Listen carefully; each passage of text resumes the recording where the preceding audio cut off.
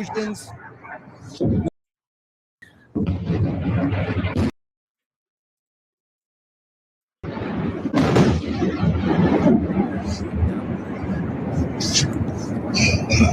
Absolutely stunning footage as the two sides continue to trade fire.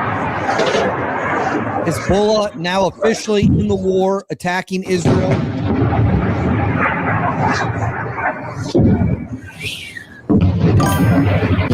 The sound of the explosions is so loud, it is shaking the ground. And then right here, this is more footage of the same strike, the aftermath. That is a look at where it hit. Wow. This is going to show yet again, there seem to be more and more holes opening up in Israel's air defense. Now, to be crystal clear, the majority is still getting shot down. No question about that. But as I started saying a couple days ago, it does feel like now every time they are fired on, that at least something is getting through, and this is further proof of that. Now, they're not the only ones getting shot at. The Iranians bombing an oil field in Iraq.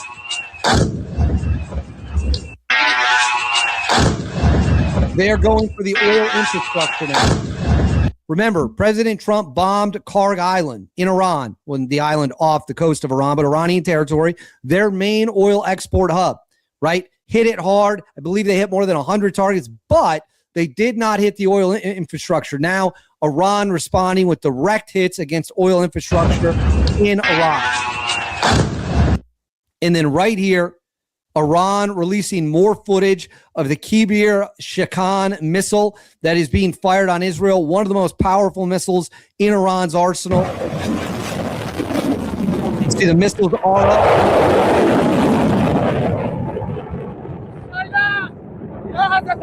It's incredibly loud. There it is. Racing towards whatever target the IRGC is pointing them at. Some truly stunning footage. Iran continuing through and does have missile launch capability. A lot of these launches are coming from eastern Iran, where we have not hit as many targets. We have absolutely decimated the west of Iran. Now they are firing from the east. Here, footage of a coalition interceptor knocking down an Iranian drone over West Baghdad.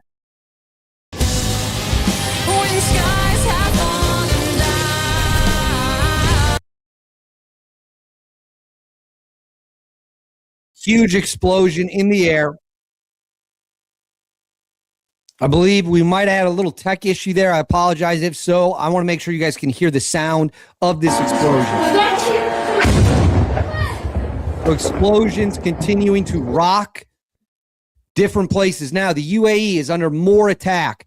6 more ballistic missiles have been intercepted and 21 attack drones. So far today, as of me filming this on March 16th, they have intercepted 6 more Iranian ballistic missiles and 21 one-way attack drones. As the UAE and Dubai remain a major target for the Iranian regime. But they are not alone. Saudi Arabia had 56 drones launched on it overnight.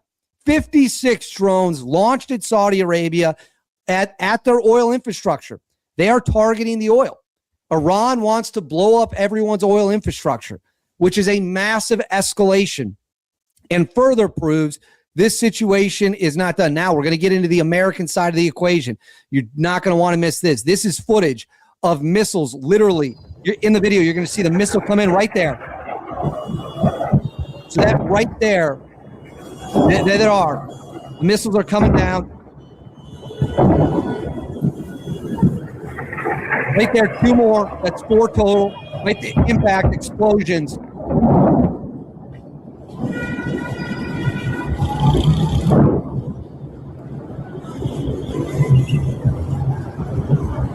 Unbelievable. Absolutely shocking footage. And this is in IRGC headquarters getting wiped out. Let's watch. You can see the aftermath of a massive bombing there. Just unbelievable carnage and destruction. unlike anything we have seen prior to this war. It is shock and awe as we are now in week 3 of the conflict, entering week 3. Another look at Tehran getting just pummeled, hitting military and IRGC targets. CENTCOM. Now, we're going to get into Trump's comments here shortly. Make sure to stick around. You don't want to miss that. Thousands of Iranian military targets have been struck by U.S. forces. So this is more bombings of missile sites. That is a missile launcher. Right here, multiple missile launchers. These likely, let's pause right here. These likely are anti-ship missiles. So they're getting rid of Iran's anti-ship missiles. They're either that or air defense, as we also work to open the Strait of Hormuz and defeat the Iranian threat to the world. The U.S. military, greatest military on the planet, and it ain't close. Now, Trump asked about the new supreme leader, Motojab, or however you pronounce his name, Khomeini. About the Ayatollah's son, the new supreme leader. What are they telling you about Well, it's not only them, it's you people. I mean, a lot of people are saying that he's badly disfigured.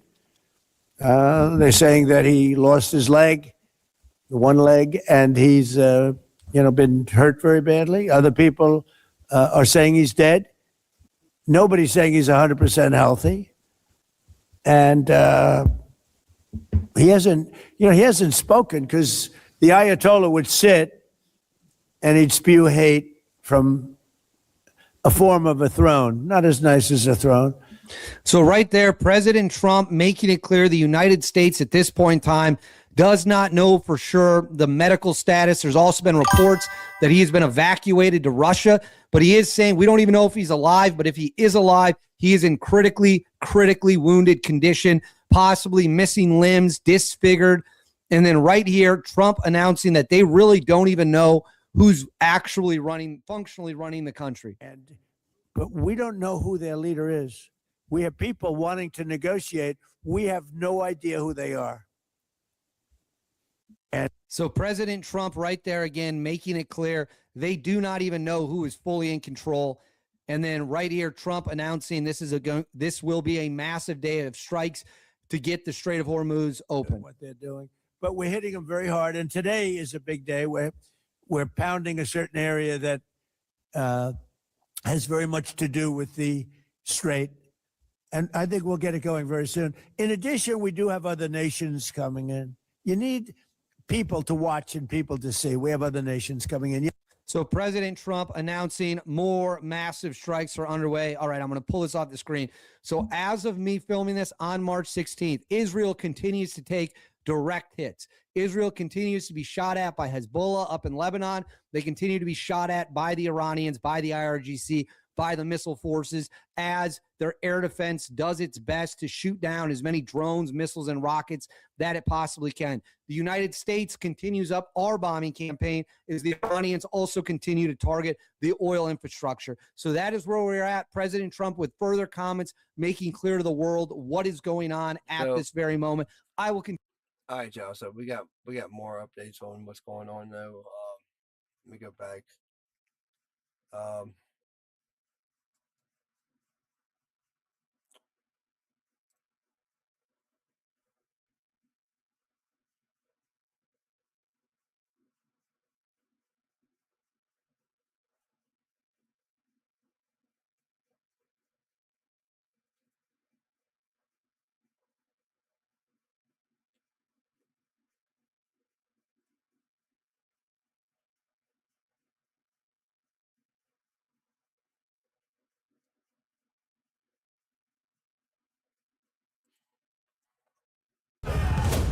I am not afraid.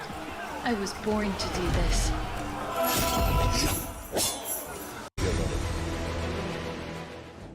Retired four-star General Jack Keane joins me this morning. General, welcome back to the show. Delighted to be here. President Trump wants our NATO allies to help keep the straits open. Can we not do that ourselves? Don't we have the naval power to do it ourselves? Well, there's two things operating here. One is we have to reduce the Iranians' ability to attack those ships they're going through, and that is what we're working on very hard right now. So that's one thing. The second thing is just the force that it takes to escort. There's two ships per tanker. And there's hundreds of tankers. So, I mean, for the United States to do it, it would rob us of doing other things as well. In other words, actually fighting the war. So, yes, we can do some of it. If we had to do all of it, we could, but it would just slow down the trafficking quite a bit. So to actually just get the job done, the scale of it, we need other ships The in other president, countries. the president told the Financial Times of London that they might reschedule the meeting between the president and Xi Jinping unless he comes through and helps us keep the Straits of Hormuz open. Are they likely to help?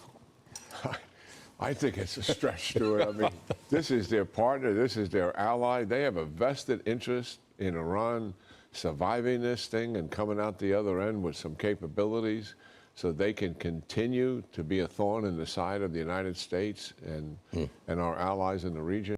The way it looks like China's actually trying to use this opportunity to actually to see what they can get by with at Taiwan. Maritime traffic actually is saying that China actually has hundreds of fishing boats that they have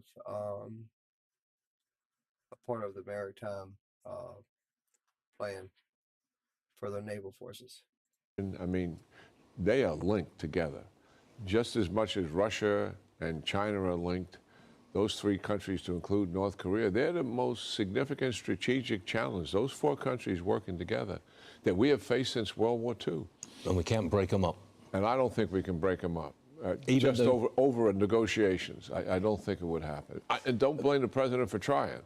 Right.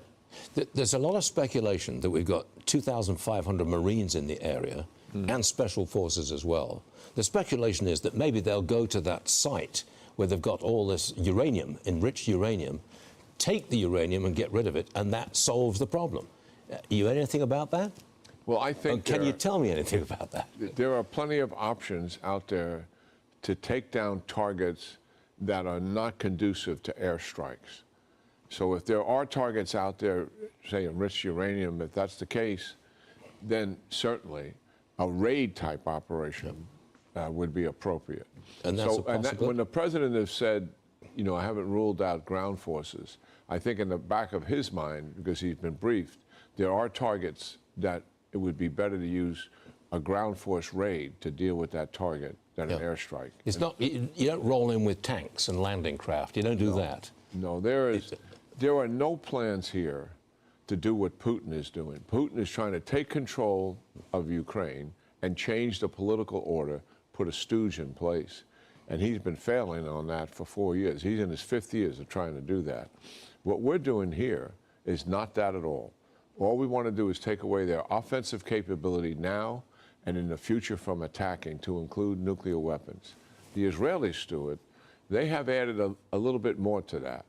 They're helping us do that and doing a significant heavy lifting. Of the last weekend, when Central Command reported 15,000 strikes against Iran have taken place, 9 of those 15,000 have been done by Israel.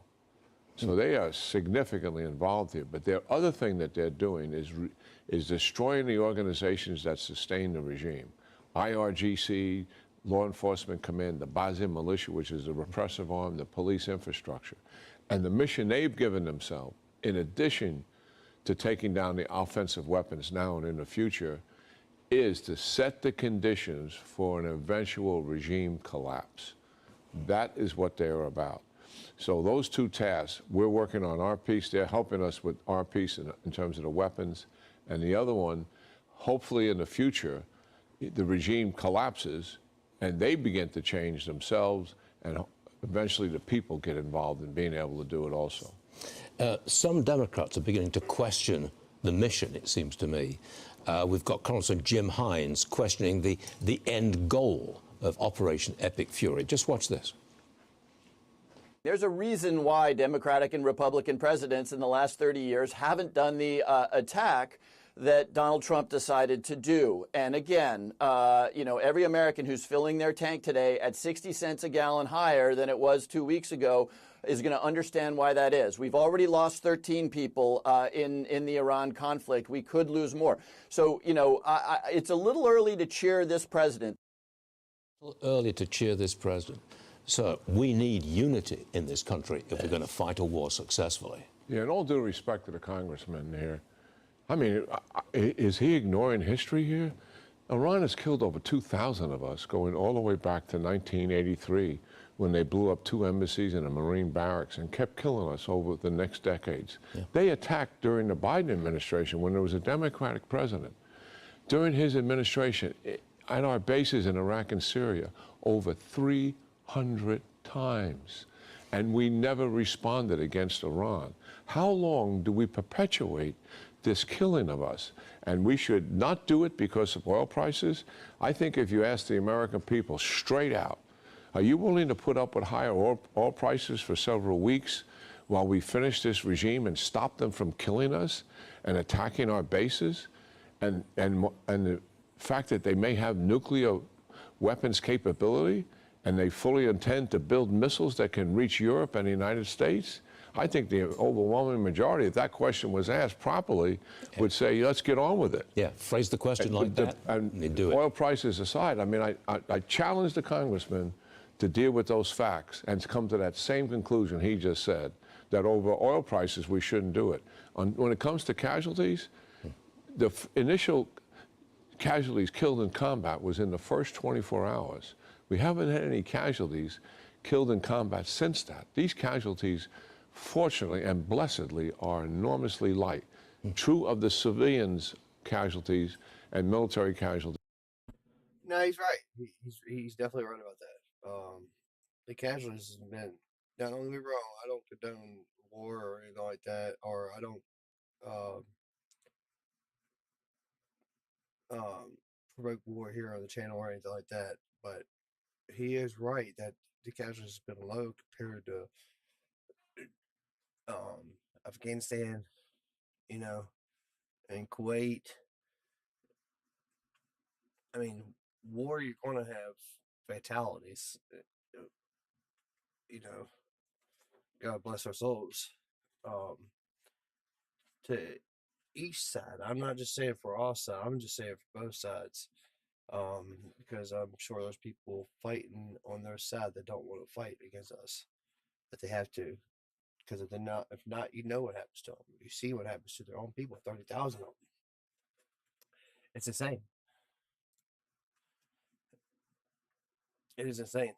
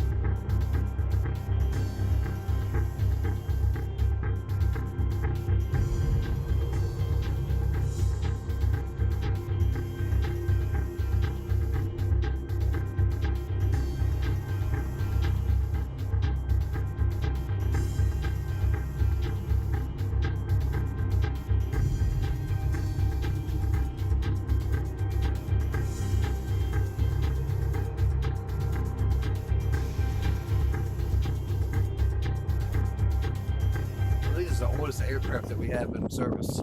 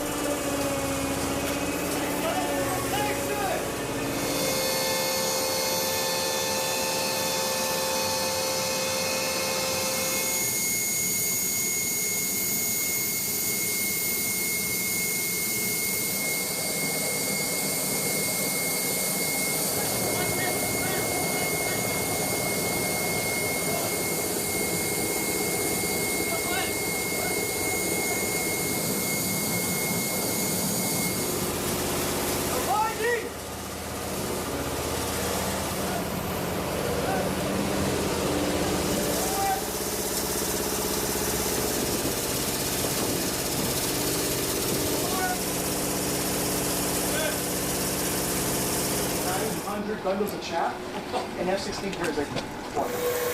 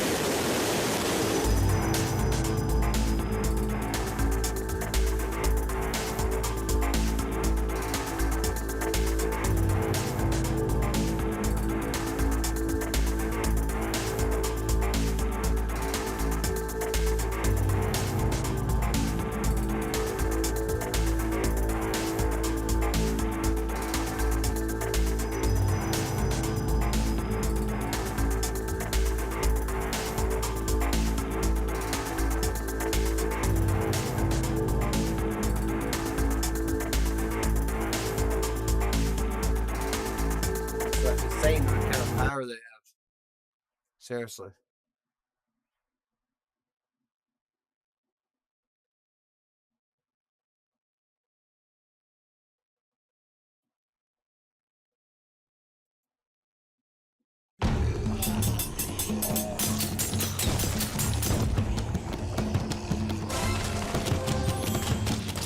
This war.